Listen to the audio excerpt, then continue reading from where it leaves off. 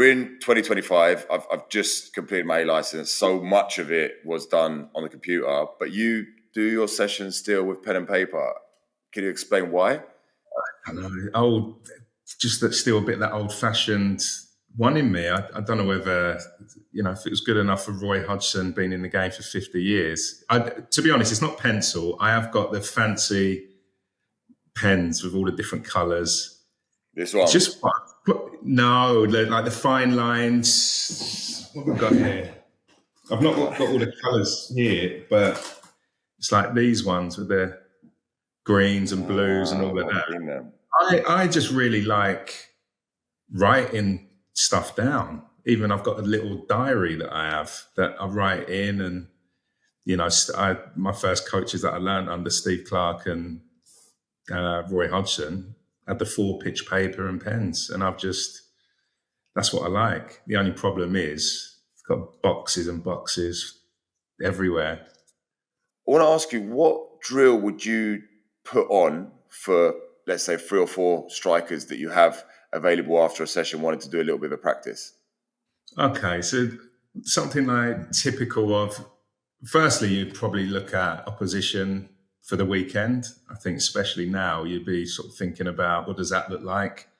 Is it 2 centre-backs that are not particularly mobile on the turn? So I might put, for argument's sake, if you put kind of 2 centre-backs, or they would actually be like mannequins. If you narrow them up, exactly there. So mirror that, and you've almost got your 2 9s on the outside of the 4 and 5, as if they were kind of stood off a mannequin.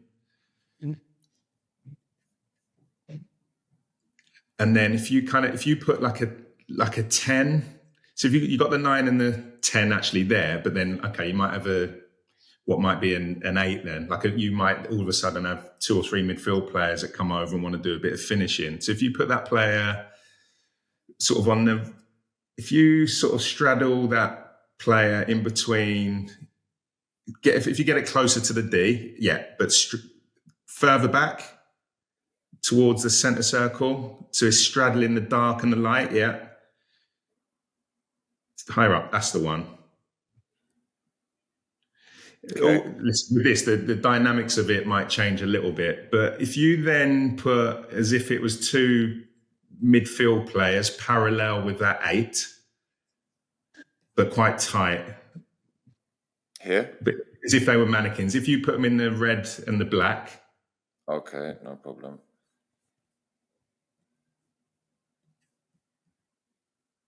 Here? But you want, if you get that 8 a little bit higher though, so he's just sort of drifting off the back of that 8. Here? Like that. But if you put another red and black the other side of the 8. Yeah. This side or here? Yeah, that's the one. Perfect. And you might start as a coach with the ball. The sizes would be sort of closer to the goal, but it just gives a better picture. If you had a coach like the D, perfect. Here or this side? This side here. Yeah, that side. So the 8, so it'd be like and again, you might have a couple of wide players that drift over. But so the coach would start with the ball. The 8 would find his space either side of the 6 or the 8. Sort of drift, like just say he's like flat, and then he would receive the ball. So his movement to get that space in between the lines. He might then he can either play the 10 or the 8. And nice and simple, the first kind of progression would be that player that he passes to steps off the mannequin, has a touch and a finish. Okay. Are we adding a goalkeeper in here? Goalkeeper would be in there, but do you know what? I actually heard from a couple of the coaches that were working with the senior internationals and worked with Harry Kane that would just get a couple of bags of balls after training with a couple of mini goals in the corner of the goal and repetition of just hitting corners. But for this practice, so it'd be stepping away from the mannequin or away from the defender, and it would be a touch and a finish. Would he be stepping inside like this or stepping outside like that? That's a good point, because I would be where I was at the start, almost of the journey would be, right, very structured. You are taking it outside. But now, depending on the player as well, you might have, as we now see, opposite foot on opposite side of the pitch. So player's decision. So he can step away for a touch and a finish, or he can bring it back across for a touch and a finish.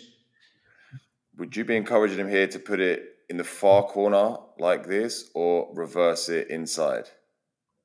I think if he's bringing it back inside, it's almost like the instinct of the player in that central position, because some are good at reversing it, as we might say, throwing in the eyes and reversing it in the bottom corner. But definitely if it's going wider, you are looking for the far corner. Obviously, you've got that potential of a rebound back out, just gives you a better opportunity of scoring. What I would then do... Yeah, go on, Colt. Would the 10 be active? So you mentioned their rebound. The 9 is inside here. He takes the shot. If the keeper saves it here, would the 10 be active for the rebound, or is the 10 dead waiting for the next ball to hit? He's dead for me in this practice, but that is definitely something that you can factor in and add on, definitely with your progressions as you go along. After that finish, the 8 would then receive a second ball from the coach. Okay. In the same position? Ideally, he's moving to another position, like replicating as he would be, just being active for, movement and trying to find that space in between. He then finds the 9 that's just taken the shot. Nice and simple, just sets it back to the 8 for a finish. Okay. As if it's a midfield player, having a finish. But then, as you said there, Colts, the 9 can then follow that one in. Another progression might be you've also got a couple of fullbacks or wingers that have wandered over and tried to ruin your session. So you decide you're going to have a third finish, which is a cross coming in from wide, and the 8 and the 9 can both go in and attack the cross. So it becomes a 3-ball finish. Yeah. So you had the 7 in here. Would the 7 and the 11 just start with the ball flat, or would it be a coach playing it in here? How would they start with the ball? It depends on numbers. You might have a 2 and a 7. You might have a 3 and an 11 that can play a 1-2. You might, as another progression, have another midfield player that's around near where the coach is that can be practicing hitting a diagonal out wide. Yeah. For a 1-2 wide. It might be a touch and an overlap. So you can almost tailor it on the personnel. Yeah. Okay. Understood. This is great. But progression, I'm really happy with that. But there's two progressions, just quickly. You then, that first ball then becomes a 1-2 for the 9 and 10 around that mannequin, if that makes sense. So ball goes from the coach, the 8 finds his space in between the lines. Again, these distances between the 8 and the 9 might be a little bit tighter. He then finds a 9, and then it's a sharp 1-2 around that mannequin, acting as the centre back. With the 10? With the 9, yeah. So you'll be working both sides alternately, it would be the midfielder playing the... So the ball going to the 8, and the 9 will play the 1-2 with the 8. Okay. Like that. And then he makes the run this side, so outside of the mannequin.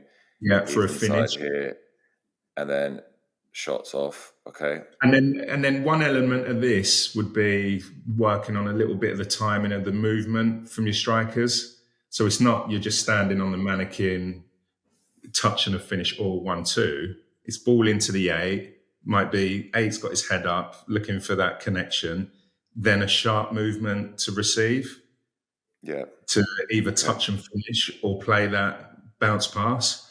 Or in an ideal world, you actually get you might have a couple of coaches that act as the 4 and 5 to bring it to life even a little bit more and get a little bit of contact with your strikers. Okay. So you'd bring the coach in here, and he would then be giving some contact to the striker. So as that striker receives the ball from the 8, you would put physical contact on there, so he has to get used to protecting the ball with his body, dealing with the touch under pressure. So then when he sets it back, he's then got to spin off an actual player before the 8 finds him here. You might have the timing of that run, and you might have one of them sort of tackle bag things, and just getting a decent bit of pressure up against that striker. And then the last progression, it just might be the 8 receives it in between the lines again. Again, distances wise, it's just getting a feel for that. And it just might be that a slide, it might be a little check movement from the 9 or the 10, and it is just a slide in behind for a first time finish. So the 10's drag that. So the 10 starts in his normal position. Yeah. Starts in here. Yeah, there's a movement almost towards the ball to drag the 4 or coach with him, but then it's just a slide ball in behind for the finish. Okay, so it's kind of 3 different variations. Yeah, the keeper would come, finish. Okay. After that, would that then, if the wingers are there, would he then receive it from, let's say, the 7?